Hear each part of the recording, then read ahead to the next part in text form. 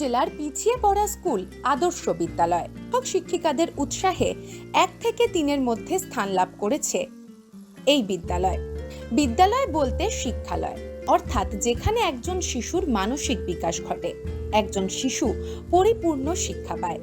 কিন্তু পরিপূর্ণ শিক্ষার সেই পরিকাঠামো বা পরিবেশ সর্বত্র থাকে না। তাই এ রাজ্যে বিদ্যালয় তো রয়েছে প্রচুর, কিন্তু পরিপূর্ণ শিক্ষা কেন্দ্র সংখ্যাটা নগণ্য বলাই চলে। বর্ধমানের বর্ধমান আদর্শ বিদ্যালয় কিন্তু তাদের ছাত্রছাত্রীদের এই পরিপূর্ণ শিক্ষা দেওয়াতেই বিশ্বাসী। এখনকার ছাত্রছাত্রীরা যাতে আধুনিক শিক্ষা ব্যবস্থার যাবতীয় সুযোগ সুবিধা পাওয়ার পাশাপাশি বুনিয়াদী শিক্ষাও পায়, তারই একটা আদর্শ পরিবেশ বিদ্যালয়ের অভ্যন্তরে তৈরি করেছে তারা।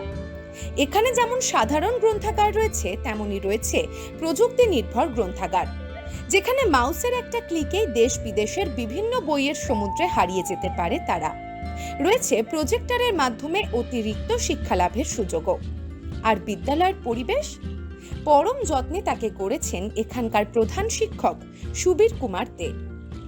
একটা বিদ্যালয়ের মধ্যেই সবজি বাগান, ফুল গাছের বাগান, পাখির বাসা, বিভিন্ন মেডিসিনাল প্লান্ট, অর্থাৎ প্রকৃতি ও মানুষের যে সুন্দর বাস্তুতন্ত্র, তা সবই রয়েছে এই আদর্শ বিদ্যালয়। শুধু নামেই নয়, বিদ্যালয়কে প্রকৃতপক্ষে একটা আদর্শ বিদ্যালয় করে তুলতে তিল তিল করে প্রচেষ্টা করেছেন প্রধান শিক্ষক সুবীর কুমার দে ও সহশিক্ষকরা। বিদ্যালয়ের এই ভোল বদল প্রসঙ্গে সুবীরবাবু বলেন, এই স্কুলে যারা পড়ে তারা অধিকাংশই নিম্নবিত্ত পরিবারের। অনেকের সুযোগ নেই আধুনিক শিক্ষার সুযোগ পাওয়ার, তাদের জন্যই এই প্রচেষ্টা।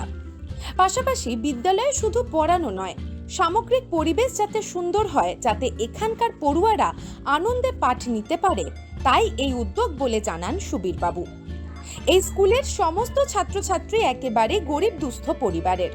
ওই এলাকার পরিবারের লোকজন নিজের বাচ্চাদের, বিশেষ করে মেয়েদের, কম বয়সে বিয়ে দিয়ে দিত। এখন তা সম্পূর্ণভাবেই বন্ধ হয়েছে। স্কুলের পরিকাঠামো এবং পড়াশোনার মান অনেকটাই বেড়েছে বলেও জানা যায়। এমনকি ছাত্রছাত্রীদের স্কুলে আসার আগ্রহ অনেকটা বেড়েছে। এই স্কুলের পরিকাঠামো দেখে অবাক হয়েছে পূর্ব বর্ধমান জেলার মানুষ। স্কুল থেকে আমাদের বিভিন্ন পড়ার বিষয়ে আমাদের বিভিন্ন ধরনের ভিজুয়ালাইজে দেখানো হয়, সেখান থেকে আমরা অনেক কিছু শিখতে পারি, আমরা জানতে পারি। আমরা যেগুলো পড়ি সেগুলো বুঝতেও আমাদের অনেকটা সুবিধা হয়। আর আমাদের স্কুলে আমাদের ডিজিটাল লাইব্রেরি আছে, সেখানে আমরা বই পুস্তক আকারেও পড়তে পারি, আবার কম্পিউটারেও পড়তে পারি। সেক্ষেত্রে অনেকটা সুবিধা হয় আমাদের বুঝতে। স্কুলে এখন কী করা হয়েছে? স্কুলে আমাদের ডিজিটাল লাইব্রেরি করা হয়েছে বিভিন্ন টপিক বোঝানোর জন্য। আমাদের আরও ধরনের স্যাররা সাহায্য করেন। তাছাড়া স্কুলে বিভিন্ন নতুনত্বের নতুন জিনিস তৈরি করা হয়েছে। স্কুলে নতুন কী করা হয়েছে?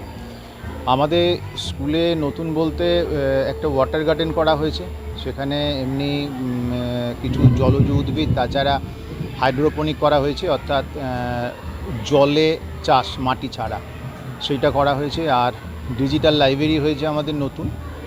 ডিজিটাল লাইব্রেরিতে এমনি প্রথাগত যে লাইব্রেরি, সেই লাইব্রেরি আছে, তার পাশাপাশি ডিজিটালি ওরা বিভিন্ন বইয়ের পিডিএফ আমাদের কম্পিউটারে লোড করা আছে, সেগুলো ওখানে ওরা বসে পড়তে পারে।